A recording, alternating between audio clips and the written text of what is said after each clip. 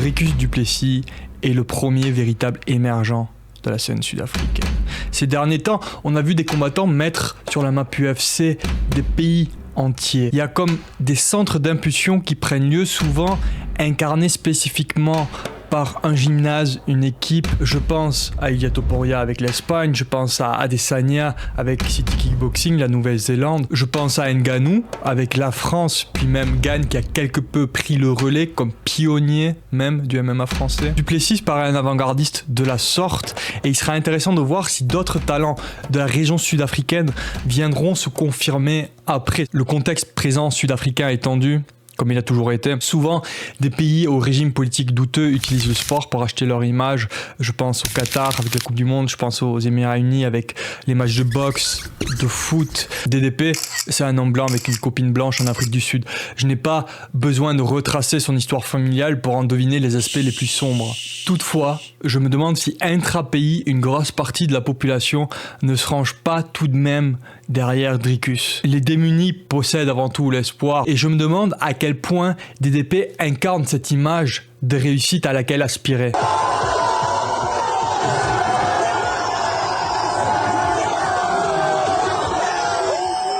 À mon sens, toute son histoire avec Adesanya était une occasion loupée de faire un des plus gros matchs de tous les temps en Afrique du Sud. Dana White veut toujours exploiter de nouveaux marchés et en tant que fanatique de boxe, il est certainement au courant du potentiel d'un match en Afrique. Les historiens remarqueront que Rumble in the Jungle a fait des nombres, de gros nombres, en partie à cause du jeu d'Ali sur ces questions d'ethnicité. Puis il y aura une certaine symbolique avec l'UFC qui reprend le flambeau à la boxe comme plus gros sport de combat. Mais tout ça n'a pas suffi à Dana White pour organiser le combat, apparemment en raison de la logistique. Néanmoins, presque tranquillement, discrètement, avec son style particulier, pour ne pas dire gauche, DDP enchaîne des énormes victoires, ajoute de grosses victoires à son CV, de gros noms sur son CV, et a de nouveau sous la main un énorme combat, certainement un des plus grands de l'année. L'Afrique, ce n'est pas comme aux Pays-Bas,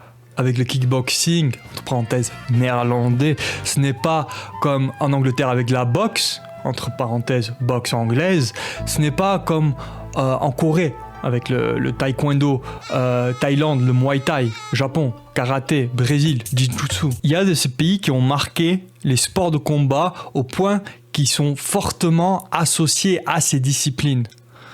Mais pas l'Afrique du Sud. Beaucoup de commentateurs critiquent l'esthétique du jeu de DDP. Ils disent que ça a l'air maladroit. C'est une des raisons pour lesquelles on ne s'attend pas à ce qu'il devienne champion, mais il est bel et bien devenu. Et il a encore la ceinture en train de la défendre à droite et à gauche de manière impressionnante. Si l'on prend son combat contre Adesanya, c'était peut-être l'un des plus beaux strikers versus l'un des plus moches, mais il était plus efficace, il a gagné le combat. DDP, c'est comme si tu maximisais les attributs physiques, la force ou cardio, par-dessus la technique de ton joueur à un jeu vidéo. Qu'une vitesse qui est d'aller de l'avant, mais avec une attaque qui est quand même variée. Sa prise de judo face à Whittaker, ça ressemble à ton grand frère qui te met au sol, mais il le met tout de même au sol. Il enchaîne de gros coups derrière et tout est puissant. J'ai un pote qui me rappelle parfois les vérités basiques, parce qu'il adhère aux vérités biologiques premières, primaires. Et il est parfois bon de couper court à toutes les questions que tu puisses te poser au point que ça en devient parfois du bullshit. Pourquoi est-ce que je n'ai plus de succès auprès des femmes en ce moment ? Parce que t'as pris du poids, t'es devenu gros. DDP, on peut dire ce qu'on veut de lui, mais il coupe court à tout le côté pseudo-sophistiqué du sport. Au début du sport, il y avait une mentalité différente d'aujourd'hui, dans le sens où il y avait une fierté de mec à accepter tous les combats, de ne reculer devant rien, anybody, anywhere, anytime. C'était comme un credo auquel adhéraient tous les combattants, n'importe qui, n'importe où, n'importe quand. Avec la popularité présente de la MMA, il y a une distinction presque péjorative pour les supporters, pour les fans, qui s'est dessinée entre l'esprit combattant et le fait d'être un athlète. Non seulement au niveau du style, où certaines personnes se sont mis à vraiment jouer sur les règles, à prendre en compte les paramètres du jeu pour gagner, c'est-à-dire gagner des décisions, chercher à gagner des points, des rounds au lieu de chercher le KO.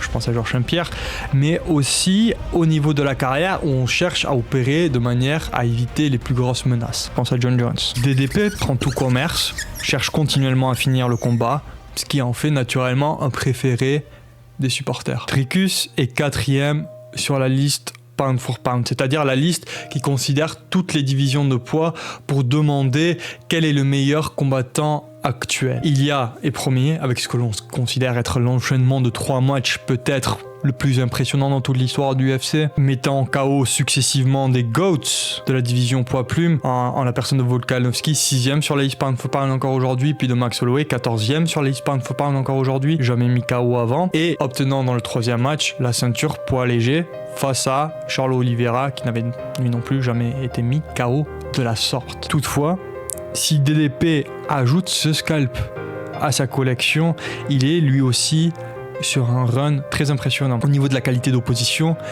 il n'y a rien à redire. Sean Strickland, Adesanya, Whittaker, dans une division poids moyen en essor, plein de nouveaux visages, de talents qui se contestent pour obtenir l'occasion de se battre pour le titre. Il est intéressant de voir si Dricus peut continuer son run, parce qu'il sera obligé de réprimer les tentatives de non qui pèsent sur un CV pour le faire. À commencer déjà par l'opposition immédiate, comme ça Chimaev. Aujourd'hui, DDP donne sa chance à un adversaire redouté, peut-être un des adversaires les plus redoutés dans tout l'UFC, qui va chercher à s'accaparer le titre avec force. Chimaev, on s'est rendu compte de son talent très vite, autant le rythme que les victoires ont contribué à sa renommée. Personne auparavant n'avait enchaîné 2 matchs en 2 semaines. En 2020, le 16 juillet, il a fini John Phillips avec un Darce. Le 26 juillet, il a enchaîné avec un TKO face à Rhys Meki. Les 2 performances, ne nécessitant respectivement que 2 et 1 round, et étant tous les 2 compensés de performances de la soirée. Et si ces 2 combats ont démontré ses compétences indéniables en lutte, le combat d'après, il met KO sèchement Gerald Meerschaert avec une 1-2 très rapide en septembre pour finir l'année. 3 combats en moins de 3 mois. C'est du jamais vu. 3 finishes, qui plus est. Sinon quoi, il n'aurait peut-être pas pu faire ceci, j'imagine, parce qu'à ce rythme, il faut sortir indemne d'un combat pour prendre le prochain. Toutefois, après une période initiale spectaculaire dans l'UFC, une montée en flèche bien verticale, tout s'est ralenti très sévèrement. Et dans la mesure où il a eu plus de mal à rester actif, son attrait a diminué.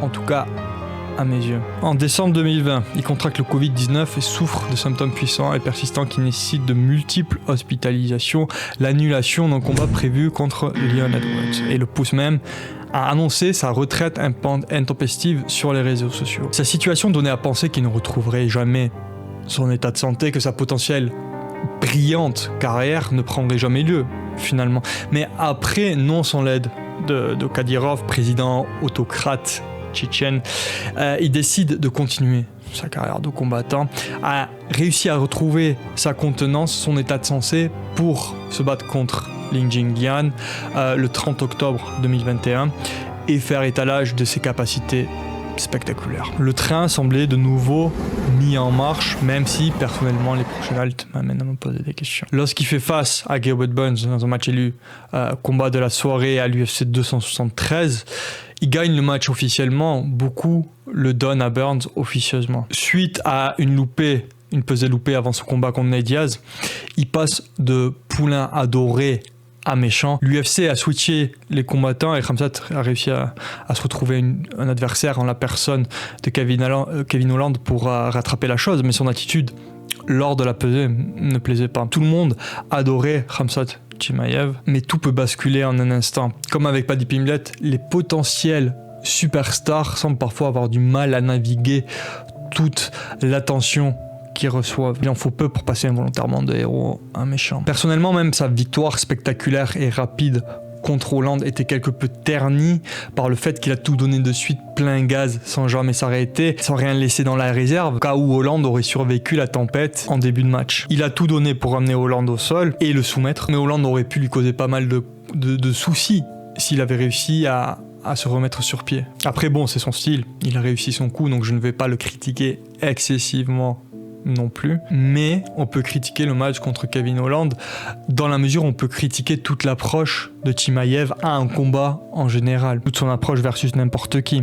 C'est-à-dire démarrer pleine puissance sans jamais lever le pied. Passe à Ousmane, ancien champion respecté et compétent qui est monté d'une division de poids pour lui faire face. Le combat aurait pu lui coûter sa première défaite si elle s'était tenue sur 5 rounds. Dans son dernier combat face à Robert Whittaker, il s'accapare un scalp qui impressionne n'importe quel fan de MMA. Ici une victoire face à un gros nom, un combattant si compétent que ça met tout le monde d'accord quant à sa légitimité. Toutefois, Robert est un de mes combattants préférés. Si on m'avait demandé avant le match qu'est-ce qu'une victoire de Chimaev sur Whittaker représenterait, j'aurais dit que c'était la preuve absolue, indéniable, incontestable, indiscutable de la compétence de Chimaev. Je pensais Whittaker va vite nous montrer ce qu'il en est. Whittaker se bat contre le top de sa division depuis des années. Ses seules défaites étaient contre des personnes qui sont devenues champions. L'actuel, en la personne de Dricus, l'avant-dernier, Israël Adesanya, qui a dominé la division des années durant et qui était champion il n'y a pas si longtemps. Là où Chimaev dit qui va tuer tout le monde, fait le mec qui va tuer tout le monde, Robert est un gentleman qui a parfois des lapsus, qui dit qu'il va t'écraser. Il est beaucoup plus terre à terre, transparent dans ses intentions, au lieu de dire qu'il ne ressent pas de peur, etc.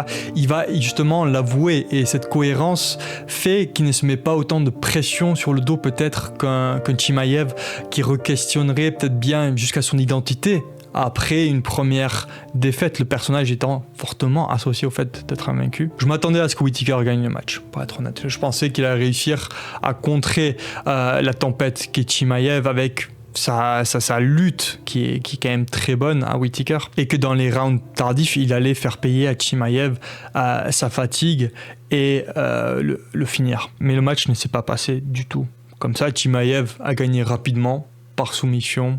Le seul astérix, c'est que Whittaker avait des soucis avec ses dents depuis des années, donc la soumission, une face crank, était à peine mise en place que Rob a abandonné, ce qui n'est pas du tout à son habitude. Et entre parenthèses, je pense que Whittaker ne s'en trouve pas plus mal au final, parce que suite au combat, les docteurs ont juste enlevé et remplacé toutes les dents, et ils ont trouvé une infection sous-jacente qui causait tous ces problèmes dentaux, à laquelle ils ont aussi remédié. Mais bref, Chimaev a quand même gagné le combat, et une victoire face à Whittaker est un des meilleurs arguments pour un combat de titre. Qui plus est, j'ai bien aimé son attitude avant et post-combat. Il a l'air beaucoup plus posé. Maintenant que Khamzat a un enfant, il s'isole dans les montagnes, il respire à l'air fraîche.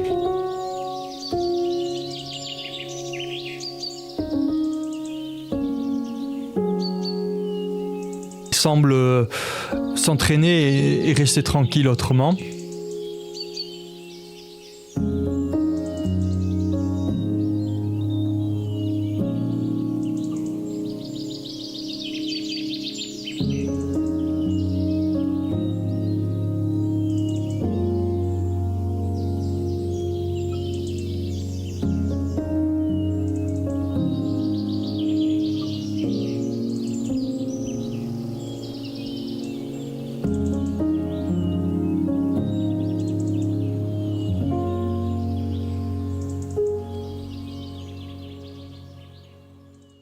Il semble passer de jeune homme impétueux qui s'occupait à faire des drifts avec Darren Till à un père de famille qui combat pour le titre. Avec ses interactions avec la femme de Paulo Costa, Chimaev, on peut se demander à quel point cette transformation est accomplie, mais j'ai envie d'y croire. Certains pensent que le Chimaev d'aujourd'hui est une version amoindrie du loup assoiffé et affamé qu'il était quand il enchaînait les adversaires, mais au minimum, il est encore redoutable. Et j'aime croire qu'il a pris en sagesse. En tout cas, conclusion. Un combat entre deux combattants invaincus, Rodriguez entre parenthèses, dans l'UFC. Nécessairement, de ces deux hommes en pleine confiance, l'un connaîtra la défaite à l'intérieur de l'UFC et descendre naîtra ou au minimum se confirmera une énorme superstar. Dricus qui va concourir pour le plus haut de la liste pound for pound avec Islam, Topuria, etc., même s'il est déjà quelque peu en train de le faire, et Chimaev qui vient confirmer tout son potentiel. C'est certainement un des plus gros matchs de l'année, le deuxième plus gros match de l'année jusqu'à présent,